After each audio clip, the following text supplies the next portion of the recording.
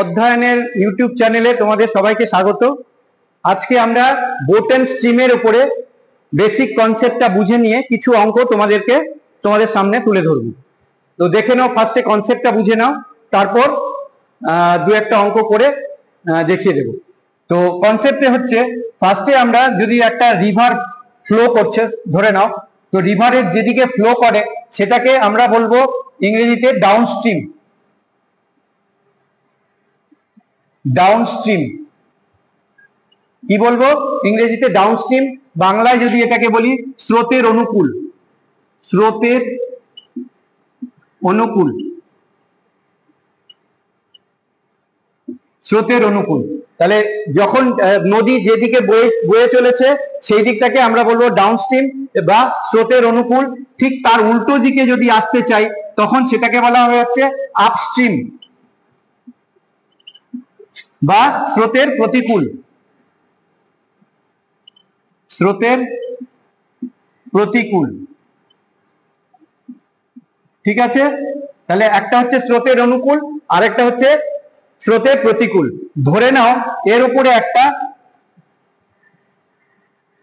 নৌকো আছে, ঠিক আছে? এর উপরে একটা নৌকো আছে বা বোট আছে। তো এই বোটের একটা পার্টিকুলার স্পিড আমরা ধরে নিচ্ছি, সেটা হচ্ছে এক্স কিলোমিটার পার আওয়ার। কি ধরলাম? বোটের speed x kilometre per hour. এবং অনেক জায়গায় আমরা বলবো এটাকে স্টিল ওয়াটারে বোটের স্পিড। স্টিল ওয়াটারে বোটের স্পিড মানে হচ্ছে জল যেখানে শান্ত, জল যখন শান্ত থাকবে তখন যা বোটের স্পিড সেটাই হচ্ছে বোটের অ্যাকচুয়াল স্পিড। আর এখানে যখন ফ্লোয়িং ওয়াটারের মধ্যে বোট চলবে, আইদার ও টুয়ার্ডস ফ্লো চলবে অথবা এগেইনস্ট ফ্লো চলবে।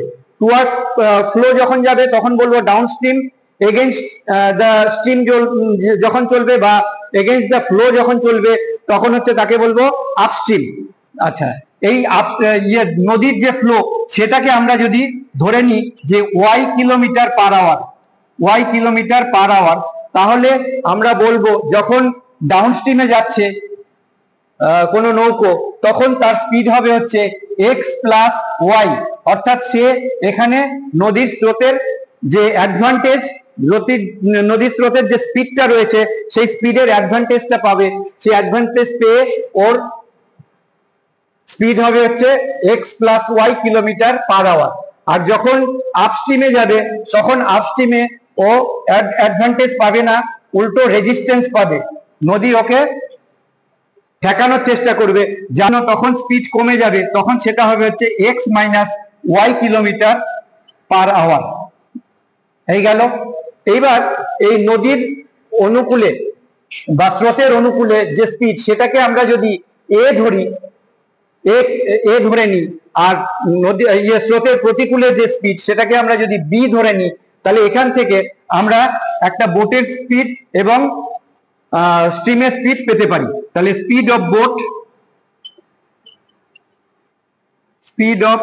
Boat is equal to a plus b divided by 2, a plus b divided by 2 kilometre per hour.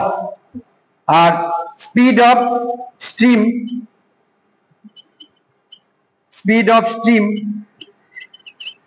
is equal to a minus b kilometre per hour, a minus b by 2 kilometre per hour. ঠিক আছে? তো এই হচ্ছে আমাদের দুটো formula, এখান থেকে বের করে নিলাম। এইটা অনেক কাজে লাগবে, অনেক জায়গায় অঙ্ক করতে গিয়ে আমরা ইউজ করব। এরপরে যখন অঙ্ক করব তখন দেখতে পাবে। এছাড়া টাইম এন্ড ডিস্টেন্সের যে কনসেপ্টগুলো তোমাদেরকে আগে করিয়েছি সেই কনসেপ্টগুলো সবকিছু এখানে তো লাগবেই।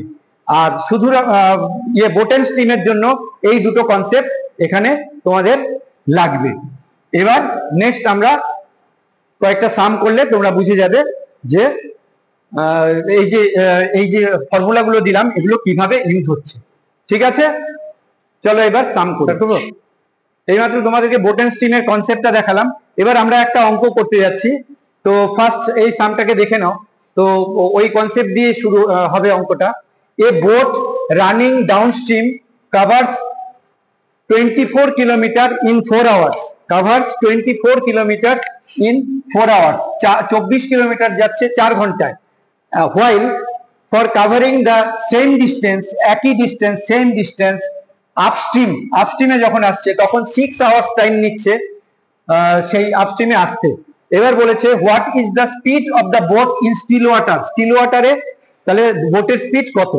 তাহলে আমরা ফার্স্টে ডাউনস্ট্রিমে ওর স্পিডটা বের করব। ডাউনস্ট্রিমের স্পিড হবে হচ্ছে 24 কিলোমিটার যাচ্ছে 4 আওয়ার্সে, তাহলে ওর স্পিড হবে হচ্ছে 6 কিলোমিটার পার আওয়ার। আচ্ছা, আপস্ট্রিমে স্পিড কি হবে?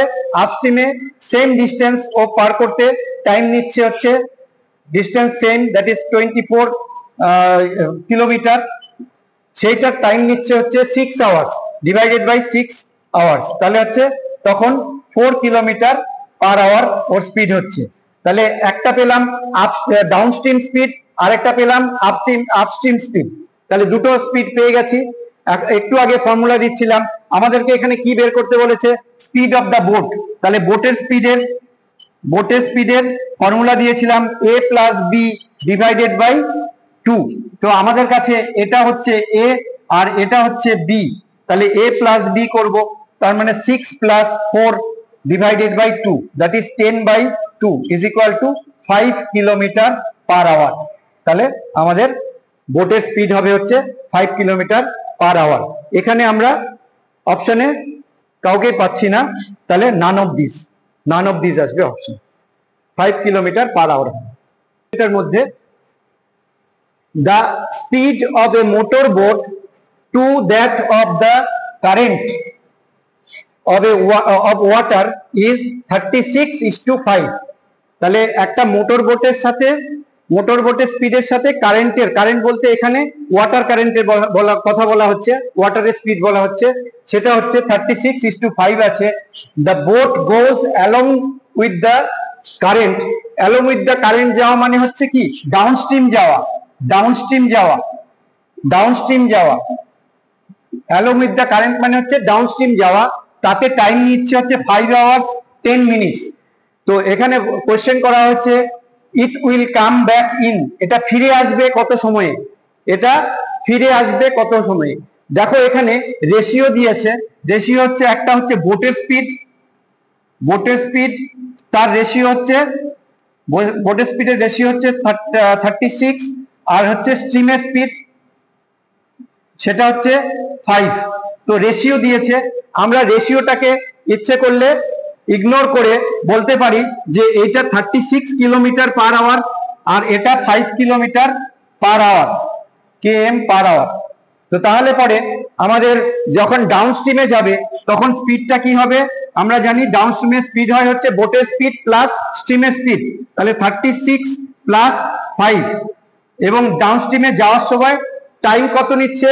টাইম নিচ্ছে হচ্ছে বলেছে 5 আওয়ার্স 10 মিনিটস, তাহলে 5 আওয়ার্স 10 মিনিটস, 10 মিনিটকে আমরা 60 দিয়ে ডিভাইড করে পুরোপুরি আওয়ারে কনভার্ট করে দিলাম। তাহলে এটা হচ্ছে speed into time distance is equal two, যখন ফিরছে সেটা হবে হচ্ছে আপস্ট্রিম, এটা ডাউনস্ট্রিম,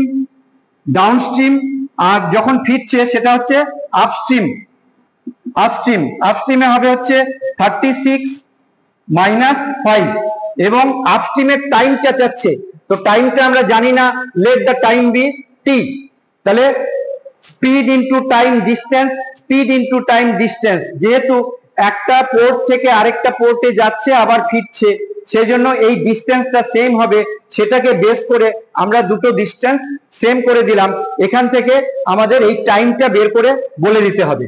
তাহলে আমরা কি করব? এখানে ক্যালকুলেশন করলে এটা 41, আর এখান থেকে এটা ক্যান্সেল করলে 1/6, তাহলে হচ্ছে 31/6 ইজ ইকুয়াল টু, এখান থেকে পাবো হচ্ছে 31